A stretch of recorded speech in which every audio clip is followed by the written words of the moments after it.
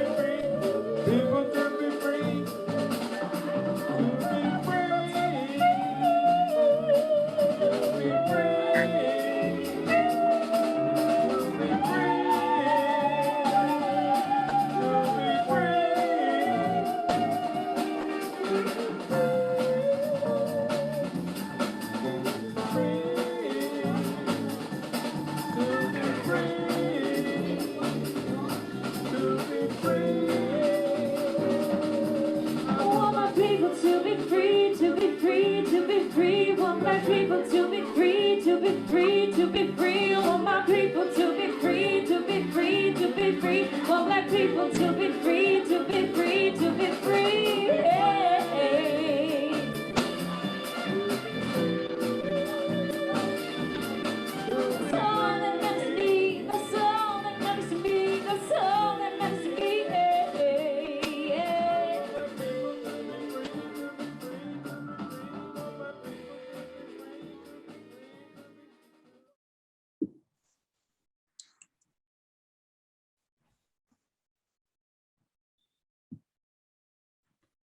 Another powerful video. Wonderful. Good job, Sanam.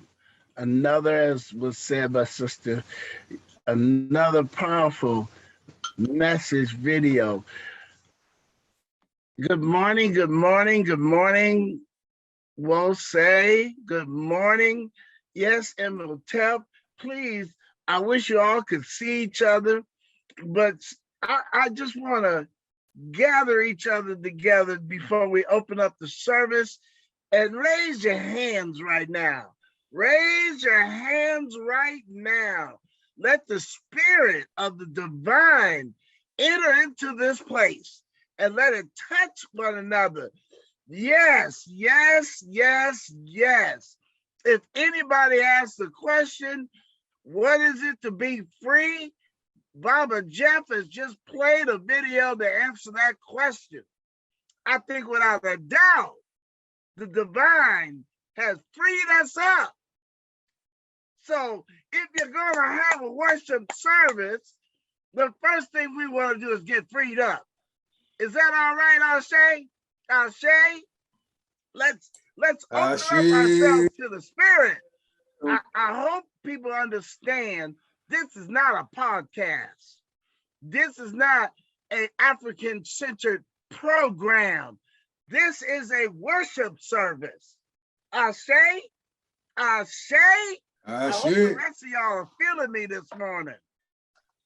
Perhaps sometimes because we on technology and we get on Zoom and we're online, we forget the reason for the season. We forget the purpose for us being called together. It is so we gather together as a community to worship and praise the divine. Ashe? Ashe. And so my name is Minister Malley. I'm an MIT here at Wosay. It is my honor and my privilege to be the host for our service this morning. We'll be pleased to have those who are doing the affirmations, please come forward.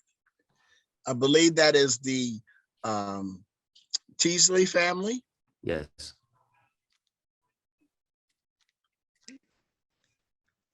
My name is Kobe. And I'm Lolo.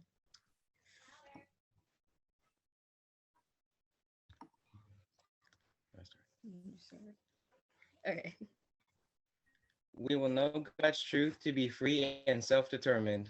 Creator, help us to remember the humanity, glory, and suffering of our ancestors and to honor the struggles of our elders. Let us strive to bring new vision and life to our people. Let there be peace and harmony among us. Let us be loving, sharing, and creative. Let us work, study, and listen so we may learn, teach, and cultivate self-reliance. Grant us power, O Holy One, as we struggle to resurrect our hearts and our homeland. We will raise our children according to the needs of our nation, with discipline, patience, devotion, and courage. We will strive to be the living models of the new direction of our people. We are an African people. We are children of God. Yes. Ashe. Ashe. Ashe.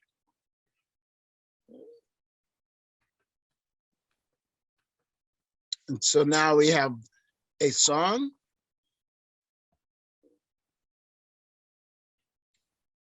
I'm still struggling with part of my screen and with the. Yes. By To Be New Cultural Gatherers. Yes, please come forward.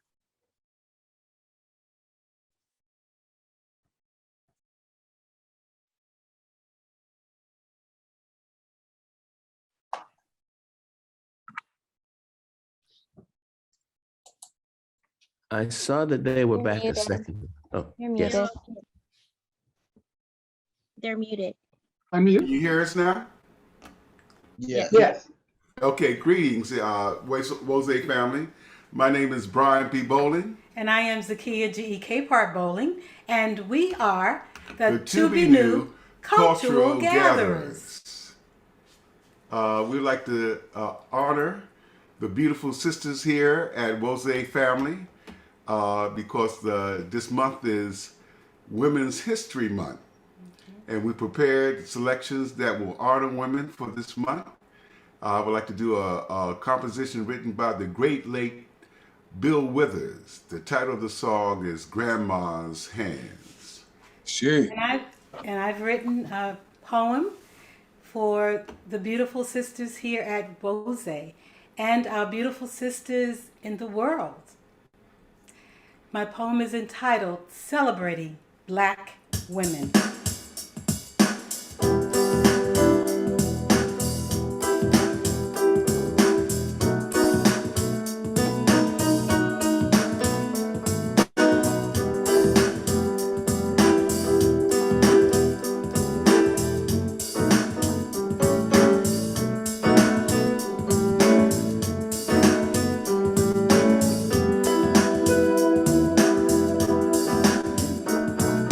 Grandma's hands clapped in church on Sunday morning.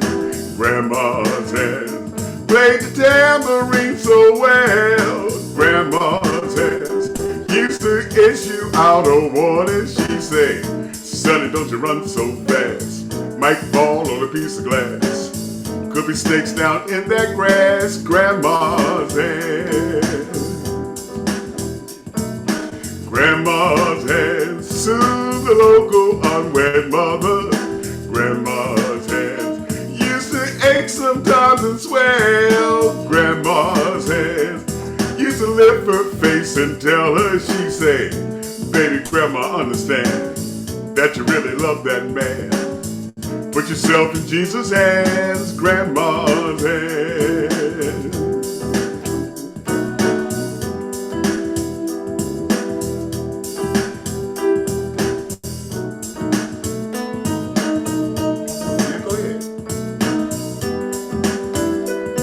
Celebrating Black women, birthing women, teaching women, Sojourner Truth, Frances Ellen Watkins, Hopper, and Anna Julia Cooper.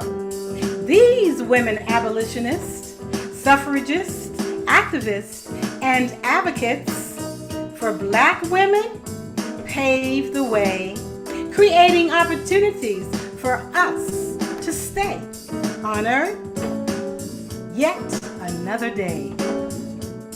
Preaching women, building women, Ida B. Wells, Mary Church Terrell, Pauli Murray, and Dorothy Height fought for civil rights and women's rights.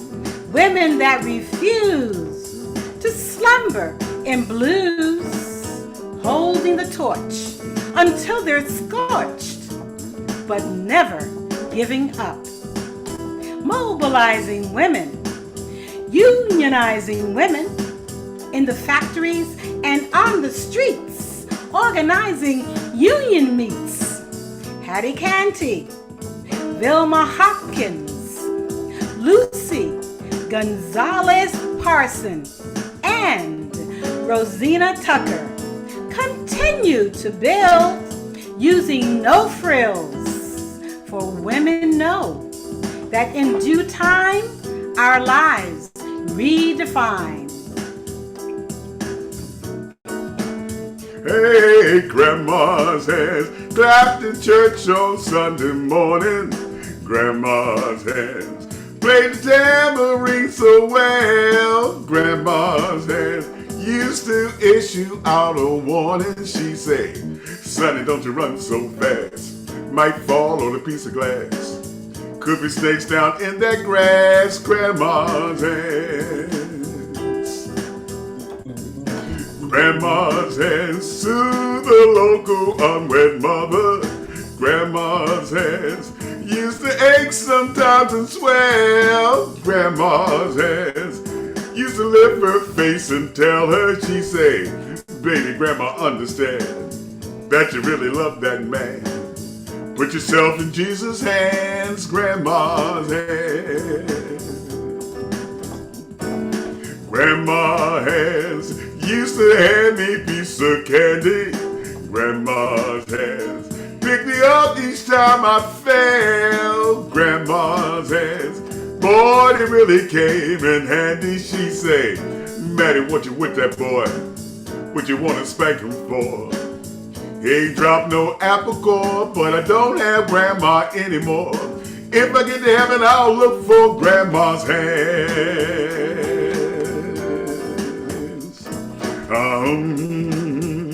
Hey,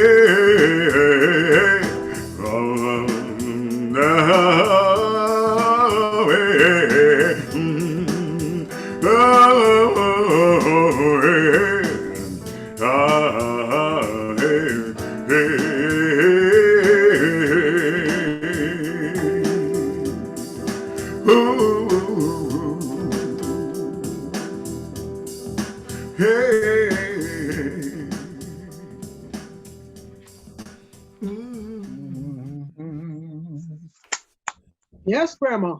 Ashe, Ashe. Ashe. Thank you I'll take some. to be new cultural gatherers for the uplifting presentation, and particularly the poem honoring the Women's History Month. Ashe. Ashe. That's what we talk about, lifting up the spirits of the service. And so now we have the historical tribute brought by Baba Jeff. Would you please come on down?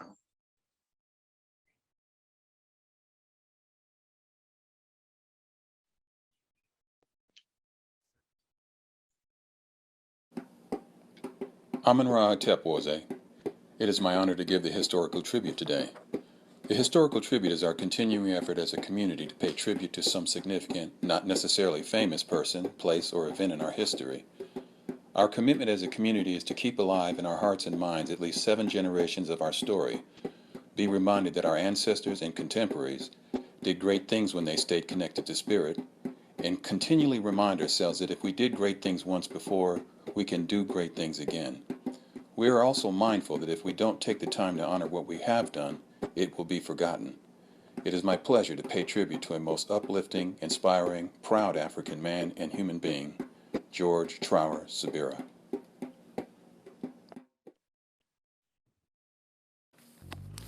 George Pryor Sabira was a major influence on the subject of black entrepreneurship through his writings and speeches. His book, Black Folks' Guide to Making Big Money in America, published in 1980, emphasized that what was missing from the drive for equality was success in the economic arena, and became a trendsetter for other books that followed, emphasizing economic independence and development for African people. In 1988, Sabira published what is considered the only sales training book for African Americans, Getting Black Folks to Sell. Other books were Black Folks' Guide to Business Success and Money Issues in Black Male-Female Relationships. Sabira was born and raised in Philadelphia in 1944 to George R. Pryor Sr. and Roxana Pryor. After graduating from Overbrook High School, where he was a member of the track team's mile relay team, he moved to California and attended Barstow Junior College and Pasadena City College. He earned a bachelor's degree in history from California State University, Los Angeles. He later received 2 graduate degrees from Rutgers Graduate School of Education and attended Rutgers Law School for a year. During the Black Power era of the 1960s, George became involved with the US organization founded by Maulana Karenga and was in attendance for the first observance of Kwanzaa. The influence of this experience is reflected by his added last name, Sabira, which means patience in Swahili. Sabira then returned to the East Coast and wound up in Newark, New Jersey, where he became associated with the poet and activist Amiri Baraka. They worked in the successful mayoralty campaign of Kenneth Gibson, who, in 1970, became the first African-American mayor of any city in the northeastern region of the United States. Throughout the 70s, Sabira was an instructor of Black Studies at Seton Hall University in South Orange, New Jersey. In 1992, Sabira spoke at the 3rd Annual Burlington County Black Business Expo in New Jersey, where he said he wanted to sell our people on selling. We came here as laborers, and some of us still have that mentality, that that's all we can do or are supposed to do, he said. Our idea how to make a living is that you sweat. For whites, it's get a product and you sell. In 1997, Sabira became a founding member of the Mata Network, an African-American company that distributes black manufactured products nationwide through a network marketing process. In 2002, he was selected as the East Coast Expansion Coordinator for CompPro Tax, an African-American owned income tax preparation company. He helped open 20 tax offices in 7 states.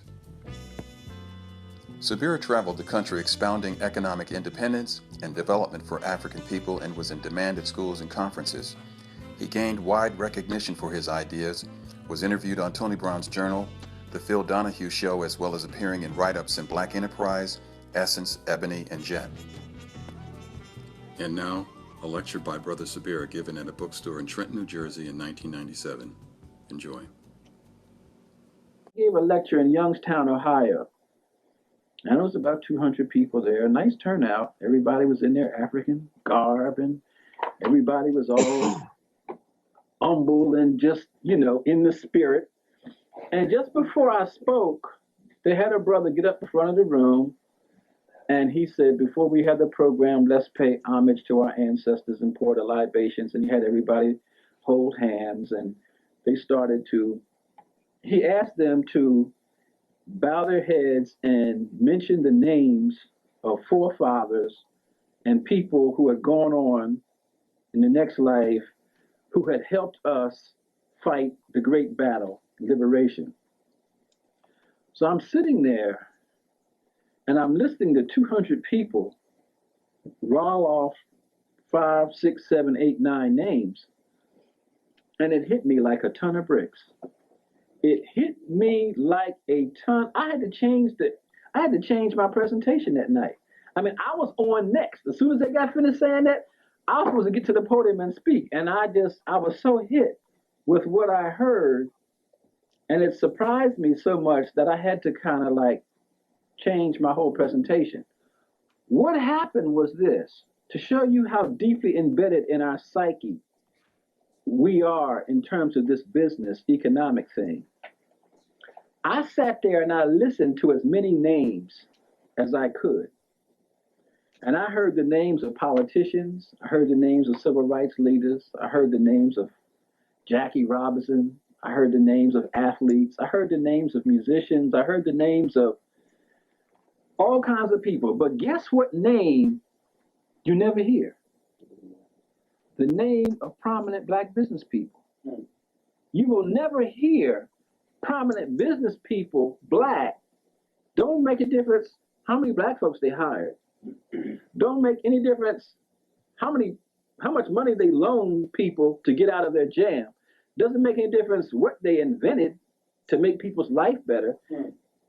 There's only one person that somehow escapes, and her name is mentioned. One lady. Anybody know who I'm talking about? Madam C.J. Walker is the only Black business person's name that you will ever hear when you hear about Black people praising people in the past as business people. So I'm saying to myself, no, Sabira, do you know what these people are just telling you without knowing that they're telling you? They're telling you that in their mind, it's almost inconceivable for them to see a Black person as both a business person and a hero or a liberation fighter at one and the same time. You either A or B, you can't be both. Right. So how is it that we can talk about economic development today and in the future when we have no intention of even recognizing what we've already done the 100 and some years we've been out of slavery?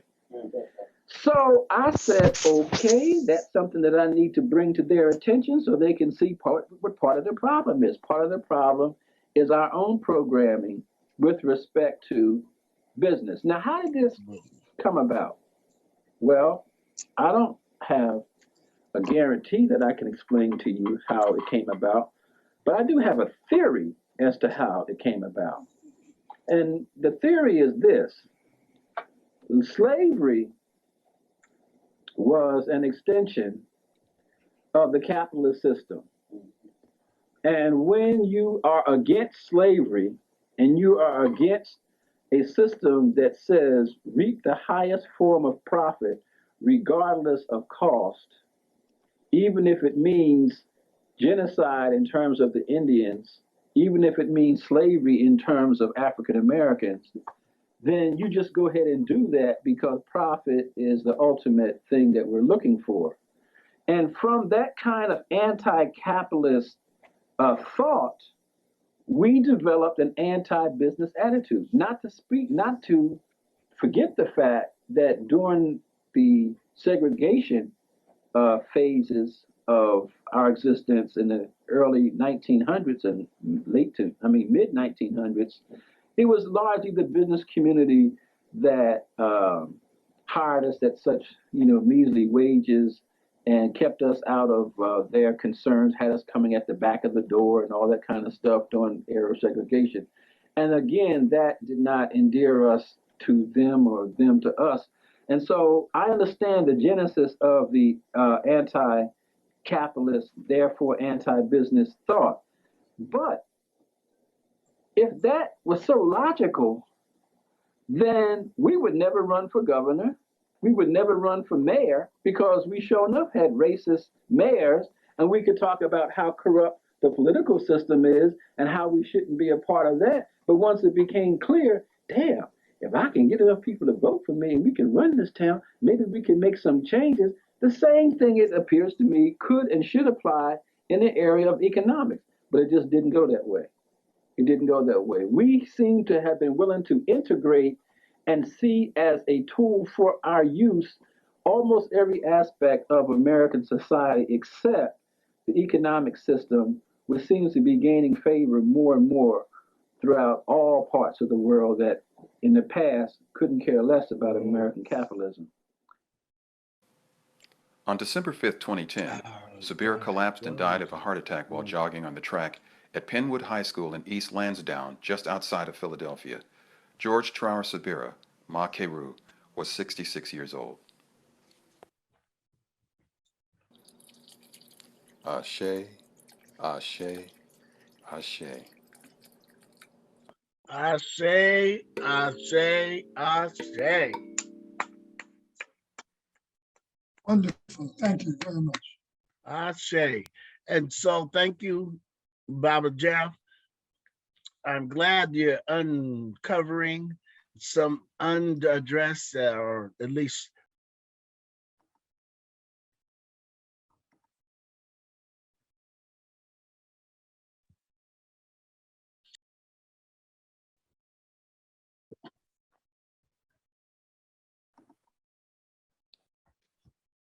I had unmuted and somebody muted me back. But anyway, our next piece in the service is To Be New Cultural Gatherers in a Song. Well, we like to keep with the theme of Women's History Month. And this next composition that we like to do is a song that I had the pleasure of writing for my lovely wife. The title of the song is Sakia. Yes, and it is an indeed honor to be here at Wose today, especially on this auspicious occasion of Women's History Month. So I would like to share a medley of just two poems, actually, that I've written. One specifically for my handsome husband, and the other kind of talking about our life together. So this is my offering to you at this time. Thank you.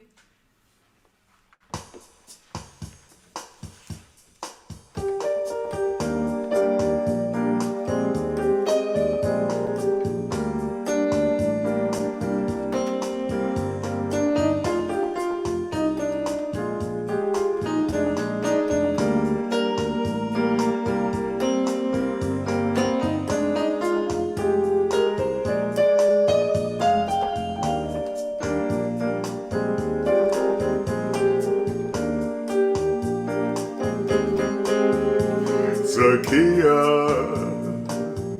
Zakia,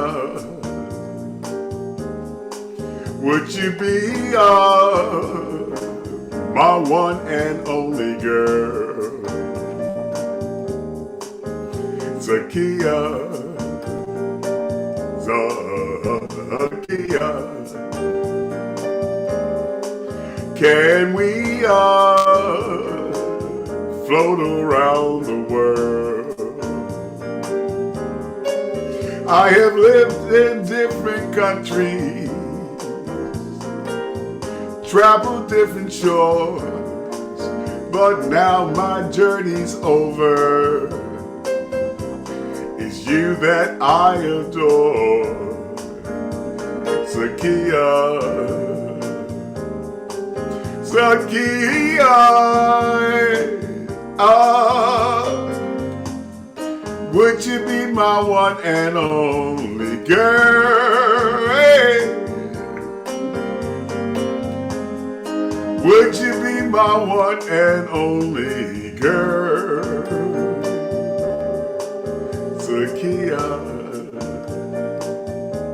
Zakia, Zakia.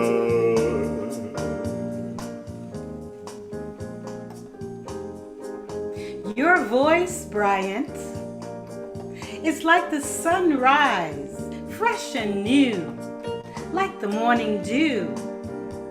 Your voice is like the sunset, boldly and vastly, expanding across the sky, yet humbly revealing its litany of diversity, then majestically and peacefully dissipating beyond the horizon. Your voice seems to me from ancient times. Your voice sings of our love entwined. Your voice coincides our spiritual ties. Your voice coincides our love. Looking through my eyes, I see love exuding from the marrow of our souls. I see two hearts that beat in sync. Knowing no limits is what I think. We have danced to music only the two of us could hear, while we moved through in unison from year to year to year. Bryant's vocal charm has a way to calm the queen tiger in me and presents my gracious self for all of you to see. Looking through my eyes, we continue to love and care and share. This is the legacy we give to you this year. Zakia, Zakia, can we float around the world? Zakia, Zakia, would you be my one and only girl? I have lived in different places, traveled different shores, but now my journey's over. It's you that I adore, Zakia, Sakia,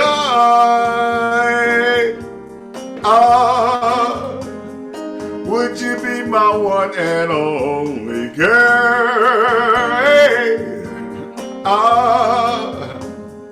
Would you be my one and only girl? Sakia, Sakia, Sakia.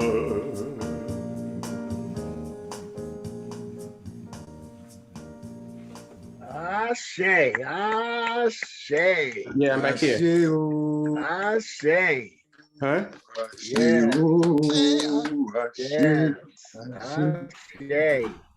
Real All nice, right. guys. Thank Real you nice. again. Thank To be you. new And cultural gatherers. Boy, thank it you, my must be family. And nice we to have your actually, I just want to inspiration. say that Oh yeah, we go actually ahead. will be, we're celebrating our 20th anniversary this year. All So it's a right. blessing that we have been able to weather the storm and to keep this marriage sound and keep it intact. Thank you. Yes, as well as I was going to mention that I know it has to be a total joy to have your inspiration standing and sitting next to you, just right there. You can see the joy between y'all, and maybe if more of us had relationships like this, we might all be singing and dancing.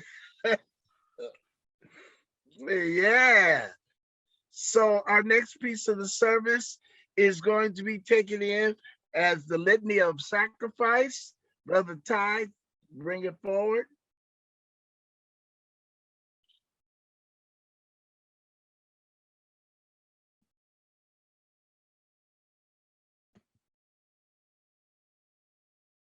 Brother Ty, have you been able to get back with us? You're muted right now.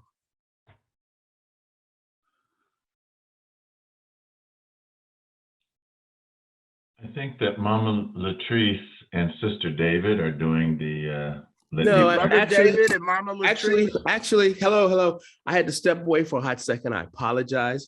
This is Baba Ty. Good morning to everybody on the left coast, and for those not in California, good afternoon. We have come to what we often talk about. What is the? I'm sorry. Let me turn my camera on. We often talk about what is the best part of our service, but we've come now to what I think is the most important part.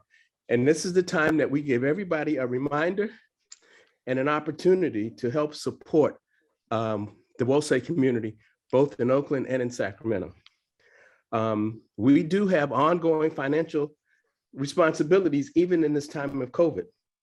And so we call this our Litany of Sacrifice. And I've always thought that that was a misnomer because I never consider it a sacrifice to help support my spiritual community. Anyway, on the screen, we're going to put up the addresses that you can use by snail mail to give to both Wosei Oakland and Wosei community. And if you put it up, Bill, we'll start the litany. It's up. Okay, save us, O Holy One, by your name. Vindicate us by your might. Hear my prayer, divine protector. Listen to the words of my mouth. How can we repay the Holy One for the gifts that have been given to us? We will lift up the cup of salvation and call upon the God of our ancestors. We will fulfill our vows to our Creator in the presence of all our people. Gladly, we bring our sacrifices to you. We praise your name, O Amun-Ra, for it is good. Umoja, unity. We shall strive to maintain unity in the family, community, nation, and race. Self-determination. We shall define, name, create, and speak for ourselves. Ujima, collective work and responsibility. We shall build and maintain our communities together. Our brothers and sisters' problems shall be ours to solve together. Ujamaa, cooperative economics. Together we shall build and maintain our own businesses and together profit from them. Nia, purpose. We shall make our collective vocation the building and developing of our community and the restoration of our people to our traditional greatness.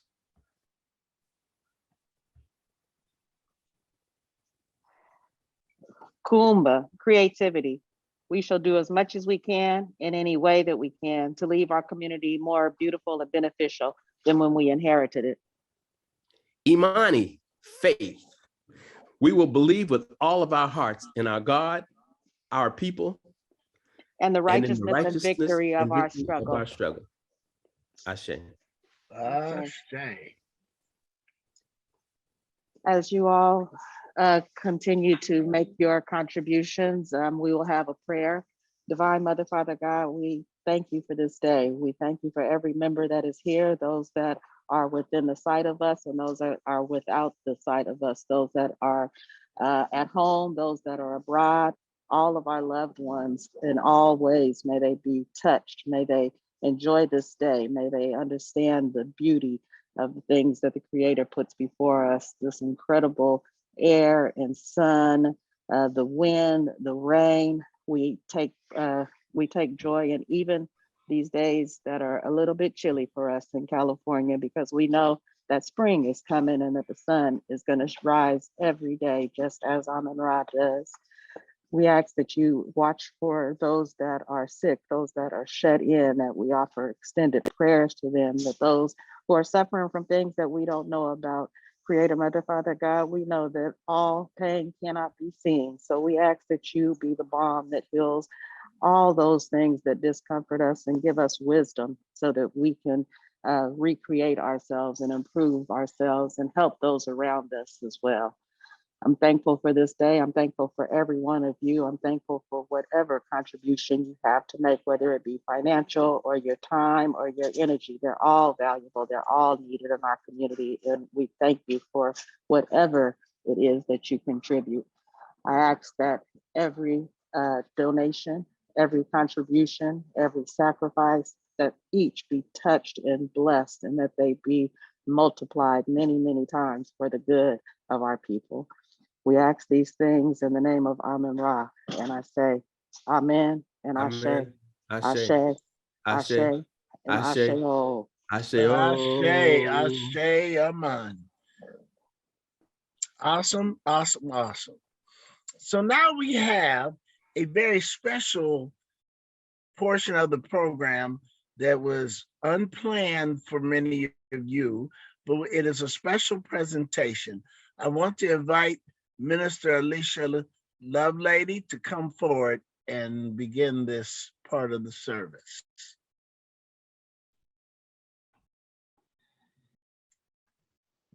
Greetings, everyone. The youth have a special presentation, and you will find out for what it is at the very, very end. All right, here we go.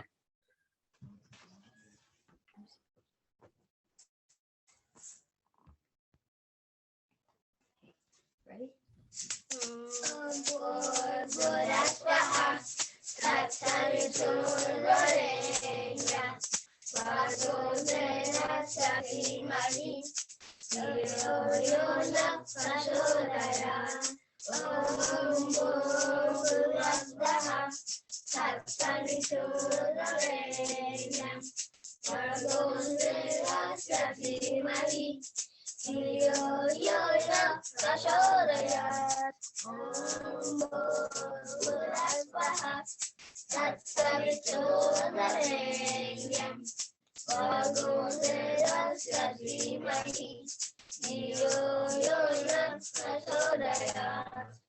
The light surrounds me, the light comes through me, I am the light. The light surrounds me, the light comes through me, I am the light.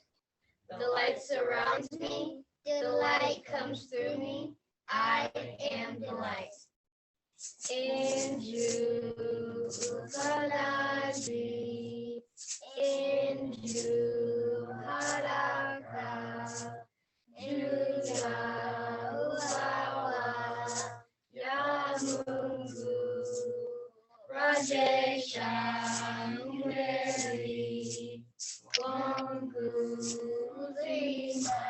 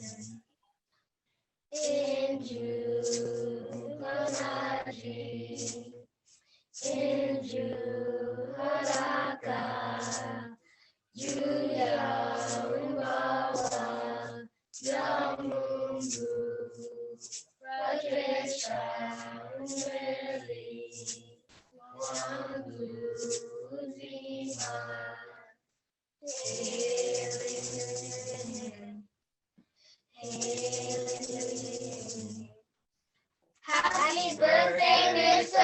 Imhotep.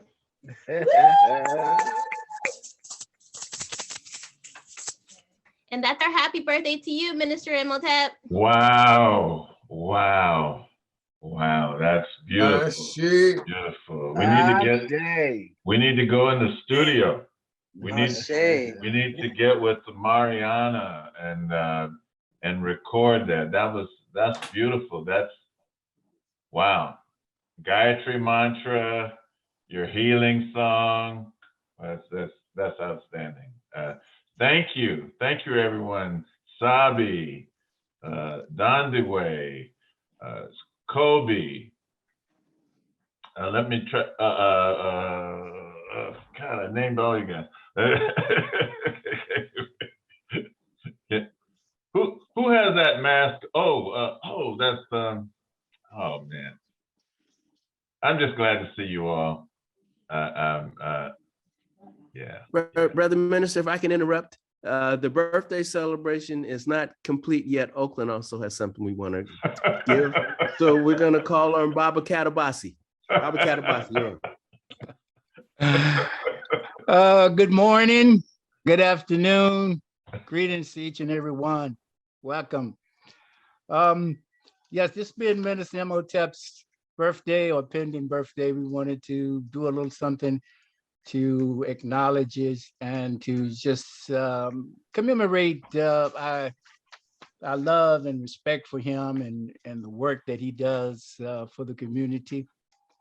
And so I put together this piece. Boom, shaka, the Rasta man come, the priestly man come, the teacher man come, the righteous man come. Him come with fire and power to tell of the hour of a world gone sour, leaving the people dour. We watched him grow from student to teacher, uttering African greatness as a seer. His climb was swift and graceful as a deer, making complex things seem clear. Roots rock reggae on his sound system, bubbling with Maccabee, B. Marley on a papyrus stem, charging Babylon with pestim, rallying us to be festim. Friend, son, husband, brother, father, elevates his being further, pastoring and serving when we gather, joining in the singing and laughter. His shine shines brighter as his star continues to rise higher. Knowledge and wisdom grow straighter, seeking the prize of the giver, leading us towards the way, teaching us not to stray, but to come forward by day. In the footsteps of the ancestors we stay. Fortunate we are in this time to be swept along on his dive, understanding the climb that is real, not pantomime. We look forward to sharing in this journey, rescuing others as a gurney. Restoration is not for the puny, but serious business, nothing funny. Our love and appreciation brims over with my art as his cover.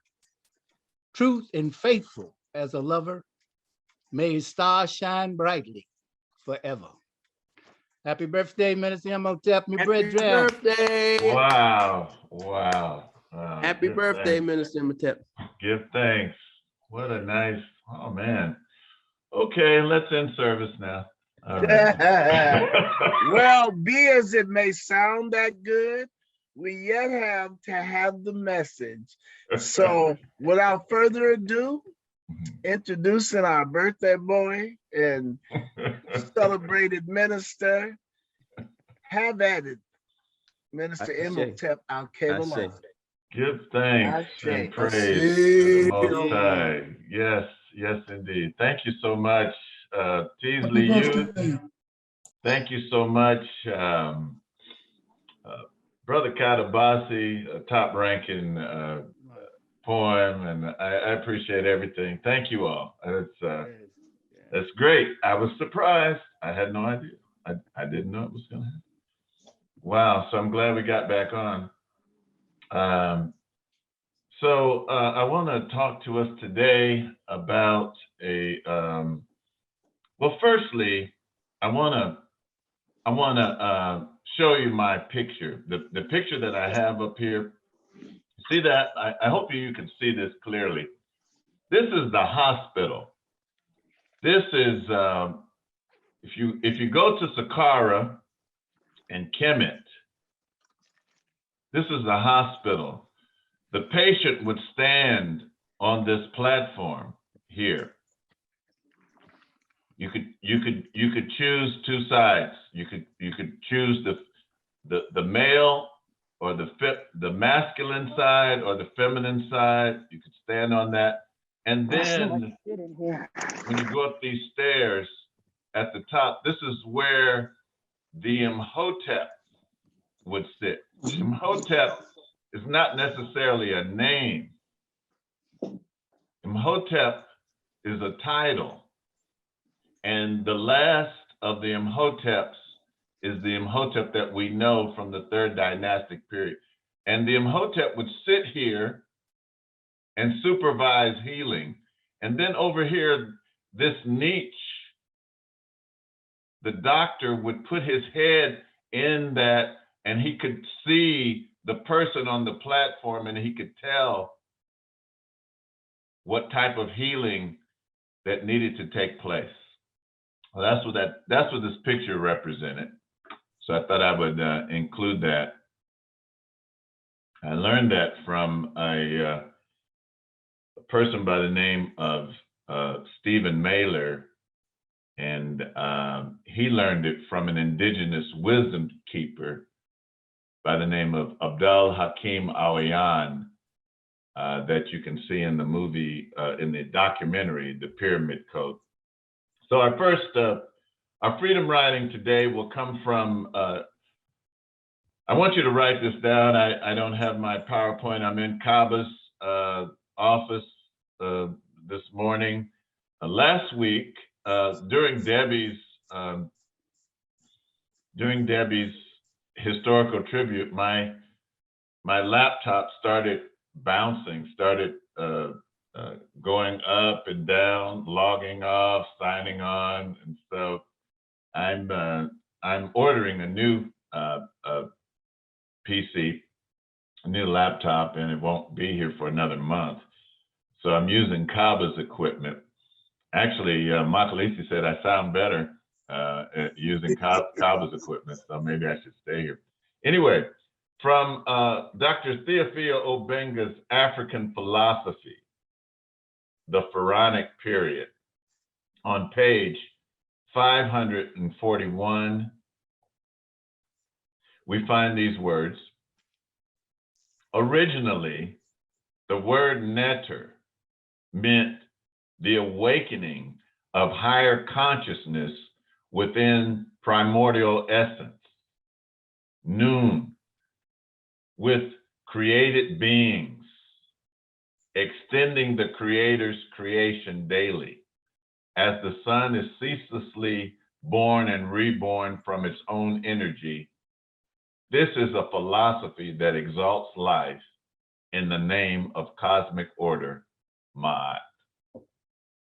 I want to speak to you today from the theme, Niggers to Netter.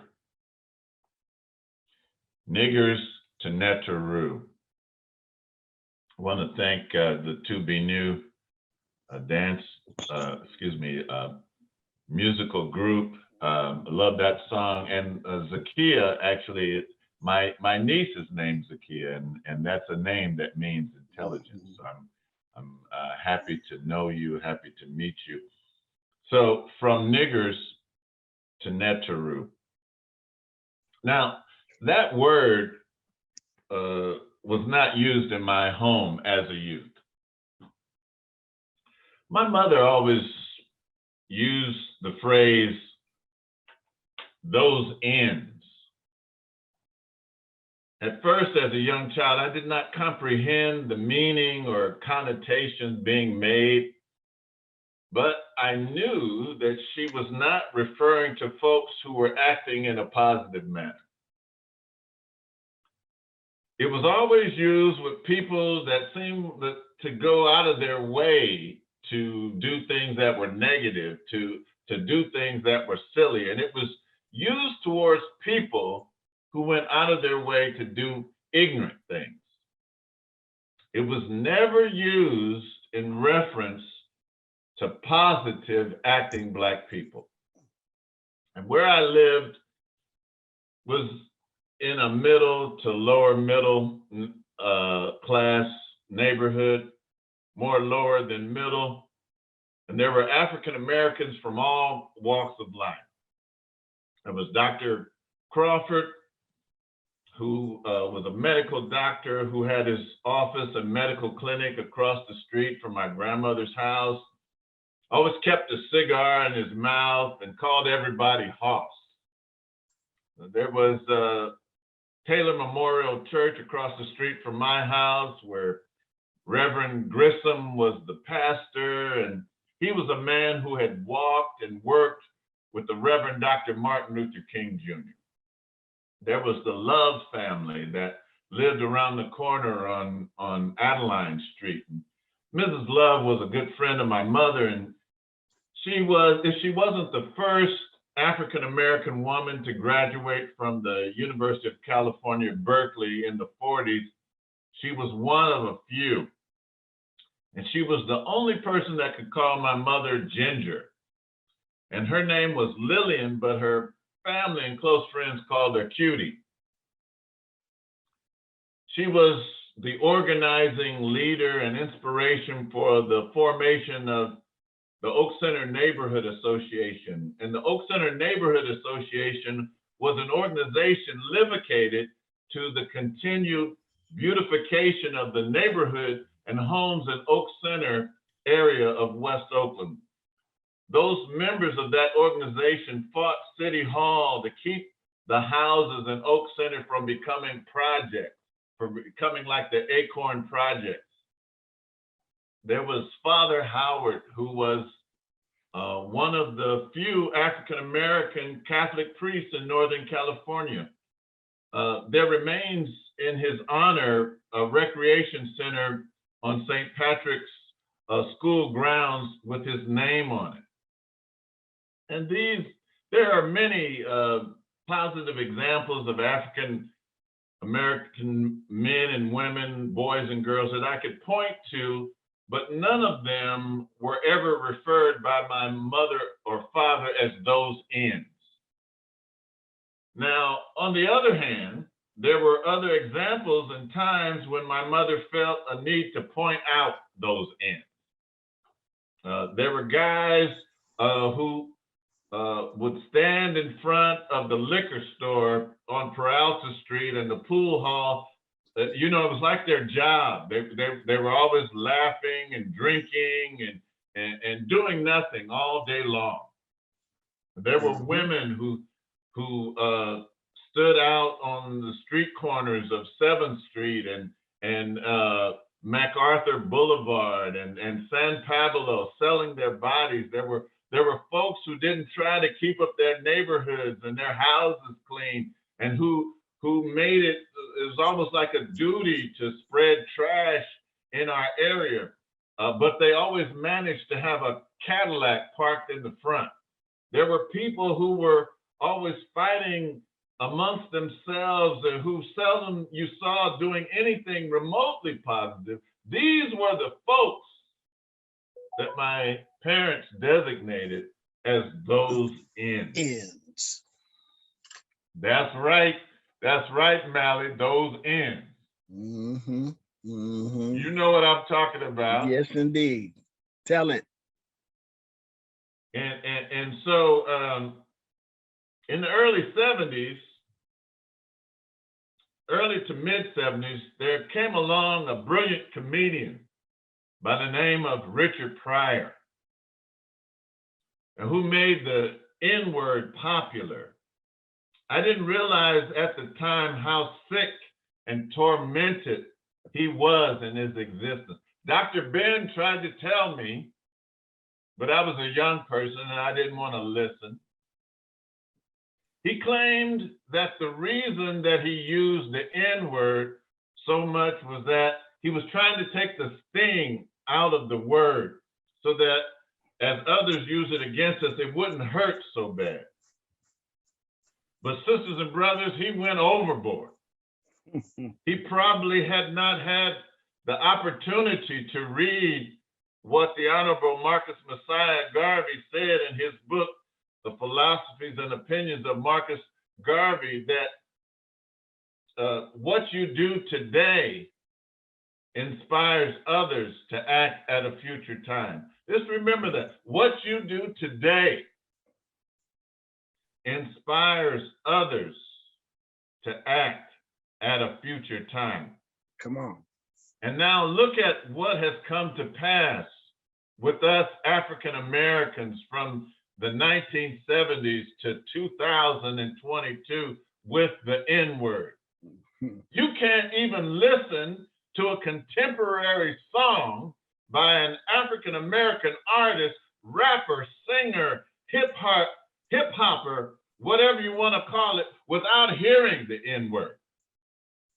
You cannot listen to a contemporary African American comedian without hearing the N-word. And it doesn't seem like the sting has gone away from that word. It has only increased other ethnic groups' uses of the word and continues to degrade us, denigrate us. Well, later on in Brother Richard's life, he tried to rein in the N-word. He went to Africa, Kenya specifically, and he came back to tell us what he had witnessed. And he said he looked around there in Kenya and he didn't see any niggers. From the president to the street sweeper, he saw Africans. And from that moment, he was not going to use that word ever again. Well, old habits are hard to break. And later on, he started using again. I'm not talking about drugs. He started using the N-word. What was bad about Pryor's use of the word was that it was used to describe every Black person. It was used to describe mothers, fathers, sons, daughters, the old, the young, the positive, the not so positive. It became a blanket statement for all of us, and the sting still remains. One thing that Brother Richard points out about those in Africa and us here in America is niggers are European creation. You see, the slave makers didn't take niggers out of Africa and bring them to America. No, they took Africans out of Africa, brought them to America, and made them niggers. Come on. Niggers are a European creation. Coloreds are a European creation. Negroes are a European creation. And all other divisions we have among ourselves are European creations. Come on. You see, before there were Kenyans, Nigerians, Ghanaians, Ugandans, and all these other names, there were Africans. Europeans created those boundaries that make Africa look like a jigsaw puzzle today. And a good illustration of what I'm trying to explain was on YouTube, and I just sent this video to Jeff and Greg. I don't know if they're Bill told me that he was not able to do it. I don't know if Jeff was able to do that, and if it's not, I'll just describe it. But there's a YouTube video, and if you want to look for it, it's called "Africans Steal Food from Lions," and it's these Maasai people. They're not particularly Maasai, but they look like Maasai. They have another ethnic name, and it's just three of them. It's a guy. He's like about 66, and he has two younger ones with him. You know, they have on the cloth like the Maasai. They just have their spears. And what happens in this video is that they walk up on like 15 lions while they're eating. And the lions see these three brothers coming, and then they just all peel away one by one, and they run away. And then the brothers, they take their machetes, cut off a leg, throw it over their back, and then walk. They don't even look. They're like the Temptation. They didn't look back. They just walked on, and you know, it tripped the lions out. The lions was like, and then one of the lions took the carcass that was left and dragged it into the bush, like to keep it away from these brothers. They didn't have an Uzi. They just had a blade and self-determination. And when I showed that video one time, it was a sister there, and she said, look at what those brothers did to feed their family. So you may not believe me, but you should look for that video, and it's called "Africans Steal Food from the Lions." But don't look at it now because I'm talking. All right. So this is the way Africans were able to use mind over matter. Niggers can't do this. The real courage has been conditioned out of them, us. No, niggers break into each other's houses and steal from one another. Niggers hit old ladies over the head. Niggers are afraid to be men and women. They would rather be dogs and female dogs and MFs. You know, I was listening to Brother Neely Fuller one time, and he was saying, just imagine a foreigner listening to African Americans talk and say, who is this great MF that you always call on? Is that your God? You call on him for everything. You know, the MF car, the MF house, my MF mother-in-law, MF. Well, you know what? I got an alternative to MF. Ma'afa. Instead of using MF, you know what you know the word I'm talking about. Substitute it, change it to Ma'afa.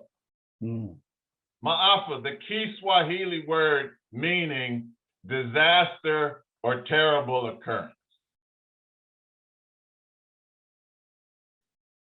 Let's try it but our message this morning is from niggers to netters. Yes, even the N word is found in African languages. The Europeans have twisted it around like Hitler twisted the swastika. You know, originally, the swastika meant life, but the way that Hitler twisted it around, it means death. I was telling some people the other day, You know, when you watch that movie Rush Hour 2, and what Rush Hour 2, they're coming from, at the opening of the movie, they're coming from Los Angeles on a plane to Hong Kong. And they're showing, you know, the plane coming into Hong Kong. And right there, there's a giant statue. It's as big as a mountain of Buddha, nappy hair, Africoid features, and around his neck is a swastika. And originally, that swastika meant life. But the way that Hitler did it, he changed it and meant death. You know, Niger is a word that means great river, or sometimes it's pronounced Niger. But now it means everything that's bad, everything that's lazy, negative in a person, and some of us use it and wear it as a badge of honor. But as Dr. Yosef Ben Yekinen once said, it is the most abominable expression we can use to each other. Why do we do that? Yes, come on. Ashkenazi Jewish people understand that the use of the word kike is a racial slur.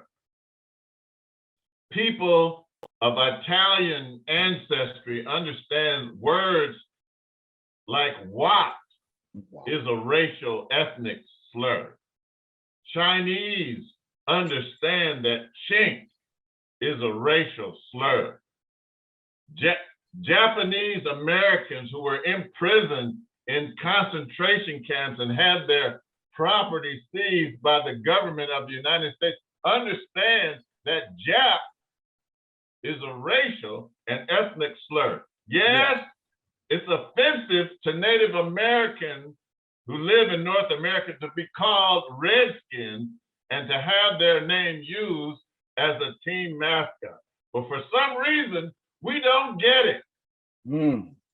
That nigger is a derogative, pejorative term that we should not be using to refer to ourselves. Yes, come on. Other ethnic groups don't make songs with pejorative terms and names about themselves, but we do. Why do we do that? Dr. Carter G. Woodson wrote in his work, The Miseducation of the Negro in 1933, that our training and indoctrination is such that you don't have to tell us to go here or yonder or go to the back door. We automatically go there. And if there isn't a back door, we make one. We'll cut one. Come on. Our education comes from outside, not inside. It makes this necessary. So we continue to use the back door. We use phrases of inferiority like, this is your boy, Immo, or he's the man. Talking about that, you know what man I'm talking about. We just think of the psychology. This is your boy, he's the man. She's my girl. Mothers continue to call their teenage and grown sons baby. No wonder they never grow up. Grown men calling their wives mama. Or maybe not their wives. We need to repent, I tell you. But I'm here to tell you, sisters and brothers, there is another N word. And it's netter or neteru. NTRU for plural. The Europeans either arrogantly or purposely turn the Kemetic word neter into gods and goddesses. It doesn't mean that at all. Let me read what Dr. Theophil Bengus gave. He says, originally, the word neter meant the awakening of higher consciousness within primordial essence, noon, with created beings extending the Creator's creation daily. As the sun is ceaselessly born and reborn from its own energy, this is a philosophy that exalts life in the name of cosmic order, Mach. So neter doesn't mean gods and goddesses. It means principle. So when we say Geb, we mean the principle of earth. When we say Nut, we mean the principle of sky. When we say Shu, we mean the principle of air. When we say Ptah, we mean the principle of creation, of Keper, of bringing into being, of Ra, of Aset, Wasir, Tefnut, moisture, Hor. We don't like to use that word Hor. It has a negative connotation, but it's not Horus, it's Hor. And Horu, when you put a U on something in Kemet, that gives it a plural. I'm just explaining. I don't have time to go into all of the aspects, but these are principles of earth, sky, air, moisture, other aspects of the divine principles, which is the one true God. In our present state of consciousness, we don't see the whole picture of creation, so we see different parts, different aspects of creation, and we give them names, but they are not God. They are all part of the one God. In our present state of being, we're like the 5 blind men describing an elephant. One is at the side, so they think it's a wall. Another one's at the tail, so they think it's a rope. Another one's at the ear, so they think it's a fan. But if these 5 blind men could see, they would know that the elephant is none of these things that they think it is. These differently named Neteru are not only principles of the one God, but they are also aspects of ourselves. There are 360 Neteru, and each one is a part of us. Indigenous wisdom keeper Abdul Hakim Awiyan explains in the documentary The Pyramid Code that we don't have 5 senses, but we have 360 senses. And then he laughs and he says, we are crippled. Dr. Mitchell Gibson, clinical psychiatrist and author of the book, Your Immortal Light Body, points out that we only use 3%. Let's pick up on this.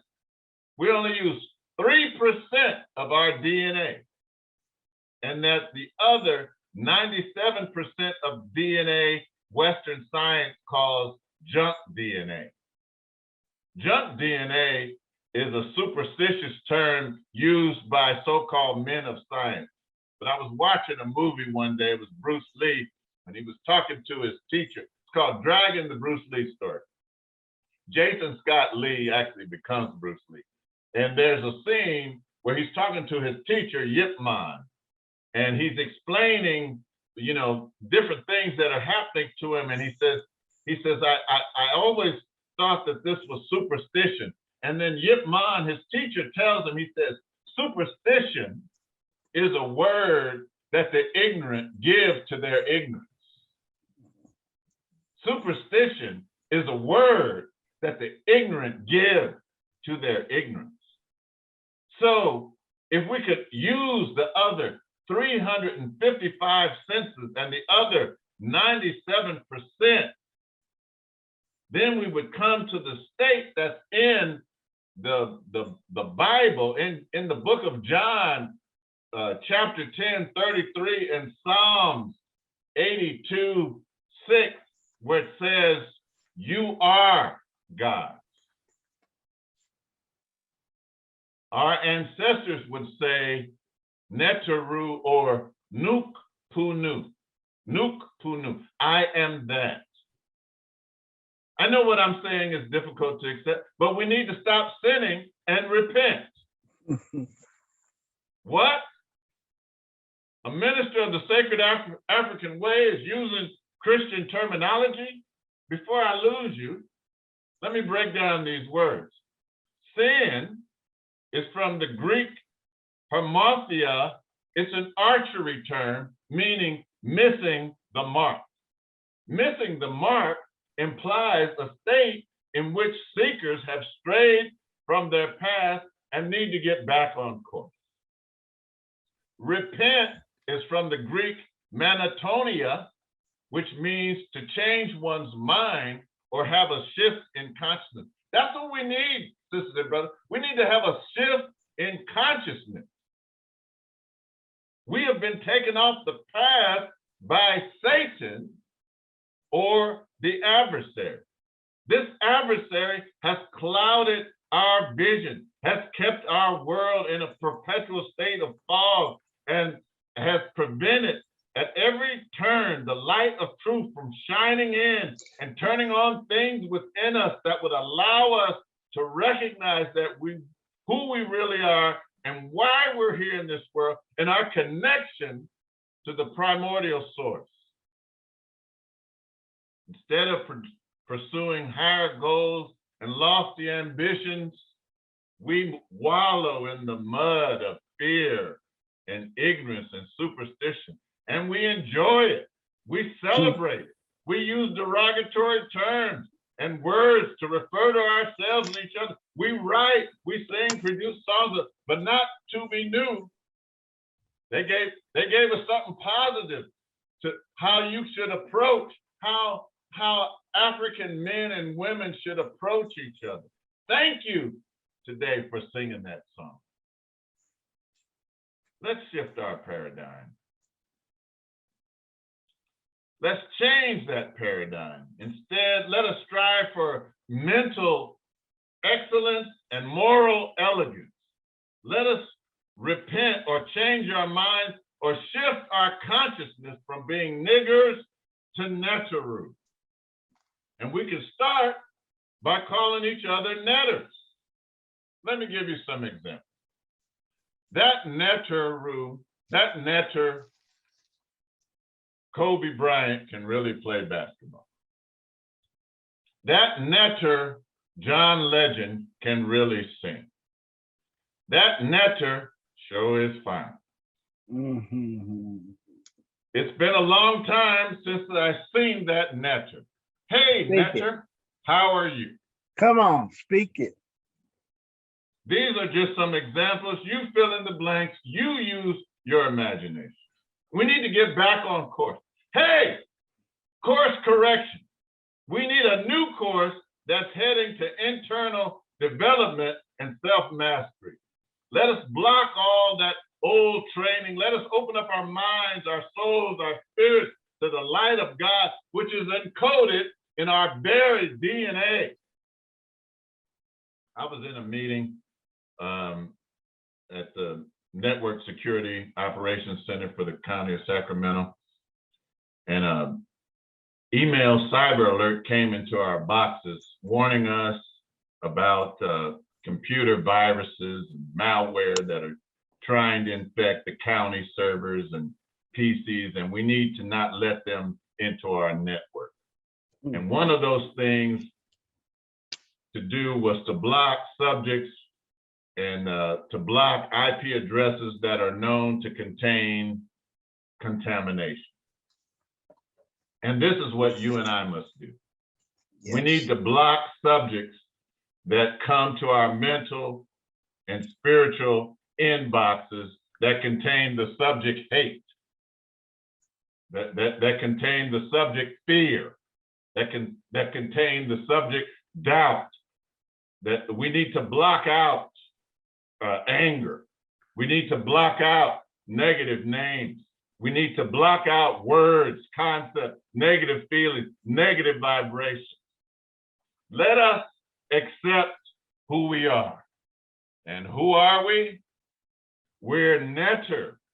We are Neteru, contained within these bodies of physical matter is DNA that connects us to the primordial source. Accept it, do it, live it, love it. And from now on, let us proclaim our new name, Neteru.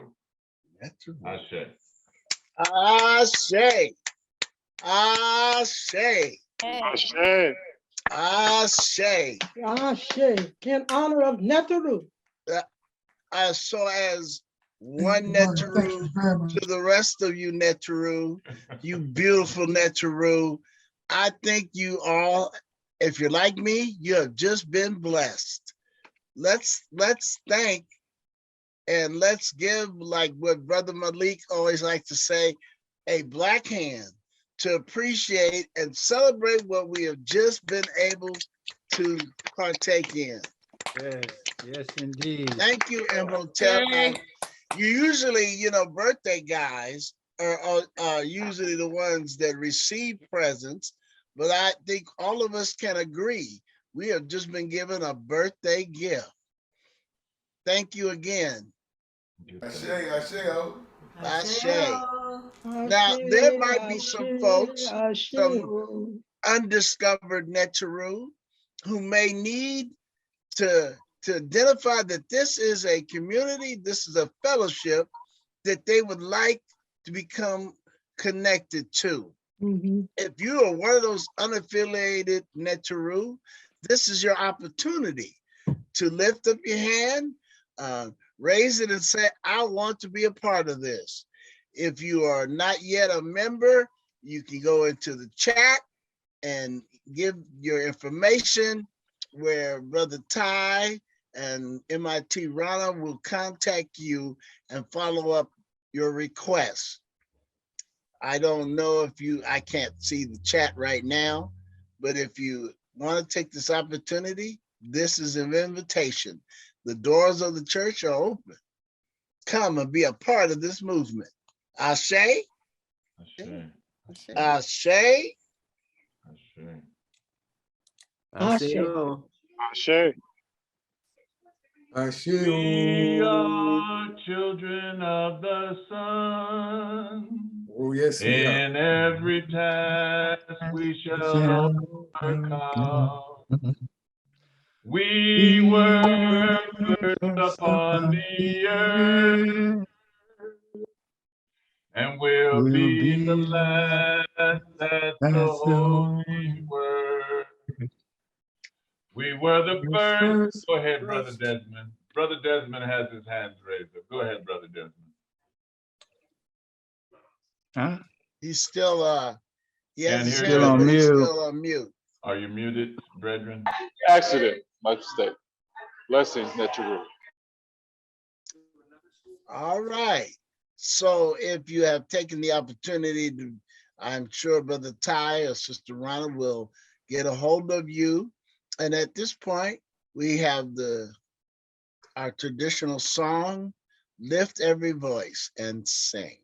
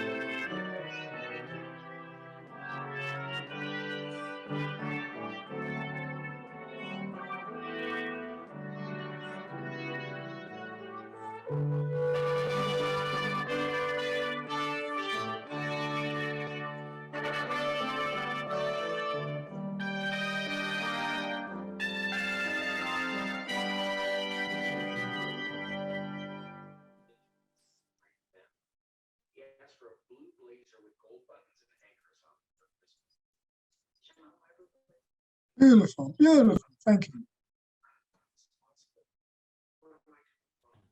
And now unto them, let's raise our hands. And now unto them who is able to lift us up faultlessly before the throne on high.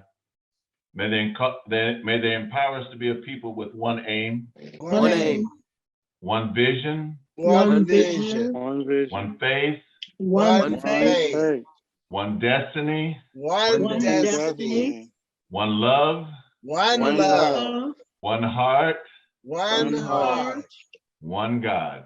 one God. One God.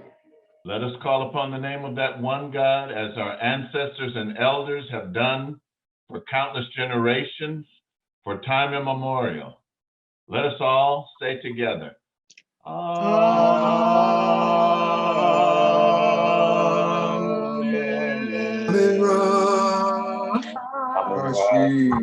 You are the most beautiful nectaroo on the earth.